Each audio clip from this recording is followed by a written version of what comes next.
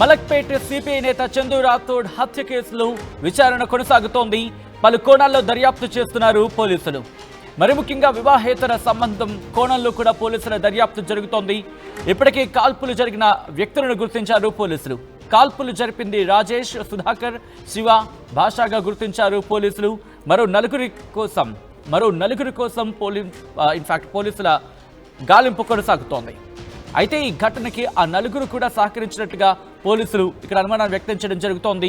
చందుపై మొత్తం 8 రౌండ్ల కాల్పులు జరిగినట్లు పోలీసులు అనుమానాన్ని వ్యక్తం చేయడం జరిగింది.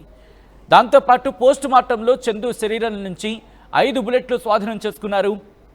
ఇటు కుంట్లూరులో భూ తగాదాల అంశంపై పోలీసుల దర్యాప్తు జరుగుతోంది.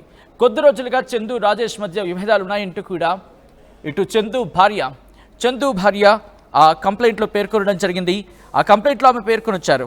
ఏమంటే తన భర్త కితావత్ చందు రాథోడ్ గుంటూరు భూమి విషయంలో అలాగే పాత కక్షలు మనసులో పెట్టుకుని కుట్ర పన్ని శాలివాహన పార్క్ మల్క్పేట్ దగ్గర రాజన్న అలియాస్ రాజేష్ ఇంకా కొంతమంది కారులో వచ్చి ముఖం మీద కారం చల్లి తుపాకీతో కాల్చి చంపిన అంశం అంటూ కూడా ఆ లెటర్లు, ఆ కంప్లైంట్ కాపీలో పేర్కొనడం జరిగింది.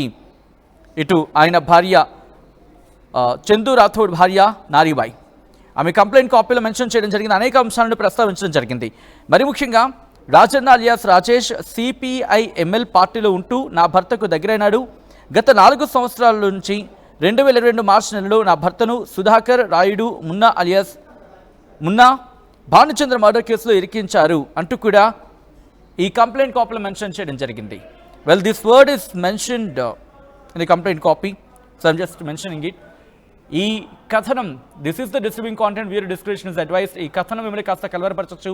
దీనికి సంబంధించిన జాగ్రత్తలు తీసుకోవాలని ఆర్టీవీ సూచించడం జరుగుతోంది. Few words have been mention in this complaint copy, so I just mentioning those words. ఇక్కడ మీరు చూడొచ్చు, ఇక్కడ ఏమంటున్నారంటే కనుక ఖమ్మంలో జరిగింది ఇది.